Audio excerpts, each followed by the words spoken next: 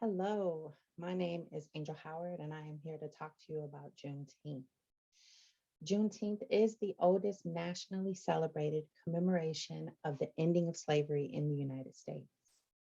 A lot of times when people talk about Juneteenth, they begin with the Emancipation Proclamation. I believe it is most important to begin with the Civil War. Now, the Civil War began April 12, 1861. And the center of the conflict was the economics of slavery and the political control of the system itself. Now, following the Union Army victory in Maryland on September 17, 1862, President Abraham Lincoln issued a preliminary Emancipation Proclamation, which was basically a threat. This document gave the states of the Confederacy until January 1, 1863, to give up peacefully and re-enter the Union. If these states continued their rebellion, all of the slaves in those seceding states would be declared free. So I can actually spend a lot of time talking about Abraham Lincoln and some of the decisions that he made, but that's not what I'm here for today. I would like to point out, though, that the proclamation and the freeing of enslaved people was a bargaining chip to negotiate ending a war. So on January 1, 1863, as the nation approached its third year of a very horrific war, President Abraham Lincoln issued the Emancipation Proclamation. Now, the proclamation declared that all persons held as slaves within the rebellious states are and henceforward shall be free. It is important to understand that the proclamation was not very enforceable at this time, and it was not all inclusive. But encouraged by the proclamation, a large number of enslaved African Americans self-liberated, escaping chattel slavery to seek refuge behind Union lines whenever possible. Now, the Emancipation Proclamation also allowed freedmen to enlist in the Union Army. So many of them joined the US Army and Navy to fight as United States colored troops throughout the remainder of the Civil War. Now, fearing the secession of neutral border slaveholding states such as Delaware, Kentucky, Maryland, and Missouri, Lincoln's Emancipation Proclamation excluded those states, which left almost 1/5 of the 4 million enslaved people in bondage. As you can see, that is approximately over 800,000 people. In depriving the South of its greatest economic resource, which was Black free human labor, Lincoln's proclamation was intended primarily as an instrument of military strategy. Only when emancipation was universally proposed through the 13th Amendment did it become national policy. Passed by the Congress on January 31st, 1865, signed by Lincoln on February 1st, and ratified on December 6th, 1865, which Lincoln was not able to see. It states, neither slavery nor involuntary servitude, except at the punishment for crime whereof the party shall have been duly convicted, shall exist within the United States or any place subject to their jurisdiction. Congress shall have the power to enforce this article by appropriate legislation. Now, for those who have seen the documentary 13th, you know that there were some consequences to the 13th Amendment that has really affected a lot of people of color, specifically men of color, still to this day. So if you have not watched that documentary, I think it will be important for you to watch it to gain further knowledge of the amendment.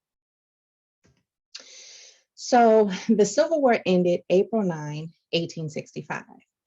News of the proclamation was slow to reach Texas. In many places, the news was hidden by slave owners to preserve slavery.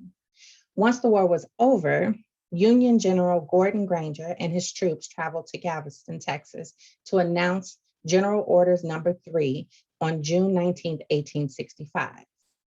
So June 19th would go on to be known and celebrated as Juneteenth. Now, I know you all have looked at the differences between those years, and this was 2.5 years after the Emancipation Proclamation. Now, General's Order Number 3 stated, the people of Texas are informed that in accordance with the proclamation from the Executive of the United States, all slaves are free. This involves an absolute equality of personal rights and rights of property between former masters and slaves. And the connection heretofore existing between them becomes that between employer and hired labor. The freedmen are advised to remain quietly at their present homes and work for wages. Although the ratification of the 13th Amendment to the US Constitution in December 1865 ultimately abolished slavery, in all areas of the nation, Juneteenth captured the jubilation of the end of slavery in the Confederacy. So as you can see, there was a little bit of time between that as well. The period after Juneteenth is known as the scatter. Undeterred by the recommendation to remain in place, formerly enslaved people left Texas in great numbers to find family members and better wages. If you have read the book White Rage by Carol Anderson, she does a really good job talking about the experiences of Black people who were trying to migrate north from the South. And so if you have an opportunity, I would read that because it gives you a greater understanding of how challenging this was and how slave owners, or who were supposed to be formerly slave owners, what they did to stop that from happening. So yeah, please, that's White Rage, Carol Anderson. So by the end of the Civil War, roughly 179,000 Black men served as soldiers in the US Army, and another 19,000 served in the Navy. Nearly 40,000 Black soldiers died over the course of the war, 30,000 of infection or disease. Now, Juneteenth has been celebrated under many names. The one that really caught my attention the most was Second Independence Day. Now, in order for this to be the second Independence Day for Black people, they would have needed to be included in the first Independence Day. What is considered the first Independence Day is the 4th of July, which celebrates the passage of the Declaration of Independence by the Continental Congress on July 4th, 1776. Now, the Declaration announced the political separation of 13 North American colonies from Great Britain. On July 5th, 1852, Frederick Douglass gave a keynote address at an Independence Day celebration and asked, "What to the slave is the 4th of July?" And I would like to read some of that to you. "Fellow citizens, pardon me, allow me to ask, why am I called upon to speak here today? What have I, or those I represent, to do with your nation's independence? Are the great principles of political freedom and of natural justice embodied in that Declaration of Independence extended to us? And am I therefore called upon to bring our humble offering to the national altar and to confess the benefits and express devout gratitude for the blessings resulting from your independence to us? But such is not the state of the case. I say it with a sad sense of the disparity between us. I am not included within the pale of glorious anniversary. Your high independence only reveals the immeasurable distance between us. The blessings in which you, this day, rejoice are not enjoyed in common. The rich inheritance of justice, liberty, prosperity, and independence bequeathed by your fathers is shared by you, not by me. The sunlight that brought light and healing to you has brought stripes and death to me. This 4th July is yours, not mine. You may rejoice. I must mourn." To me, that is a great breakdown of the hurt and the pain that many feel when asked, why they do not celebrate July 4th in the same way. So again, it's very hard for Black Americans to view July 4th as a historical day of celebration, but many do take advantage of the opportunity to celebrate family and friendships. So a few more things about Juneteenth. The Juneteenth celebration grew during the years following the Civil War, with many making annual anniversary trips to Galveston, where they would meet at the Emancipation Park, which was a park that was bought specifically to celebrate Juneteenth. The enactment of Jim Crow laws affected the celebration of freedom, though, and also the Great Depression forced many Black farming families away from rural areas and into city environments looking for work. Now, this made it hard to get the days off for the needed celebrations. The celebration of Juneteenth was revived during the Civil Rights Movement. The Poor People's March planned by Martin Luther King Jr. was scheduled to coincide with Juneteenth purposely. March participants took the celebrations back to their home states and made it a priority to celebrate again annually. This here is the Juneteenth flag, which was created by Ben Haight, and also the illustrator was Lisa Jean Graff. And this was created in 1997, but was revived in 2000 to add the date.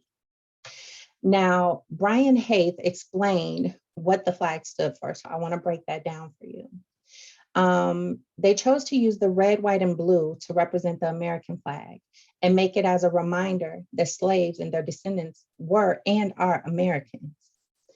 The star in the center has a dual meaning, representing Texas as the Lone Star State, and also representing the freedom of African Americans in all 50 states. Now, the bursting outline around the star is inspired by a nova, and that's a term that astronomers use to mean a new star. And then there's a curve that extends across the width of the flag that this picture does not represent very well, but that stands for the new horizon and the opportunities and promise that lay ahead for Black Americans. Ben also said, while African Americans today are still fighting for equality and justice, those colors symbolize the continuous commitment of people in the United States to do better and to live up to the American ideal of liberty and justice for all. So, celebrations of Juneteenth continue today. Though it is not a federal holiday, 47 states and the District of Columbia recognize Juneteenth as a state or ceremonial holiday.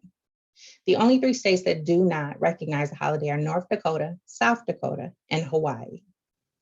Texas was the very first state to recognize the holiday in 1980. So, ways to celebrate. You can sing, read, and share works by noted African American artists. Typically, every city is having some form of celebration. So attend the street fairs, the cookouts, the family reunions, the park parties, anything that is embracing Blackness at that time.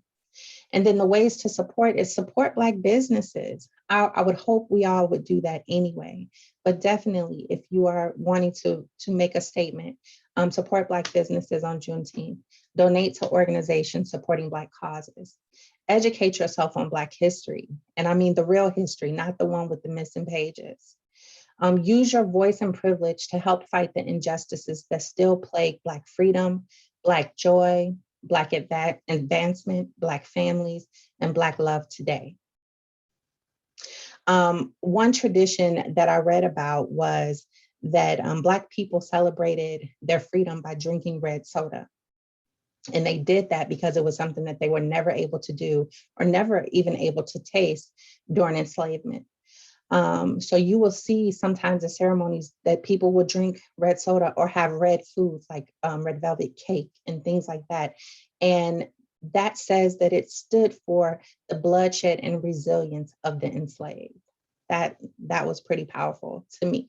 So I know that that is something that I will add to my tradition for Juneteenth. So I do hope that this was something that was beneficial to you, and I hope that you have a greater understanding of what Juneteenth is. It is a day of honor. It is a day of respect. It is a day of remembrance, and I do hope that you add this to your annual tradition. Thank you so much for listening to me.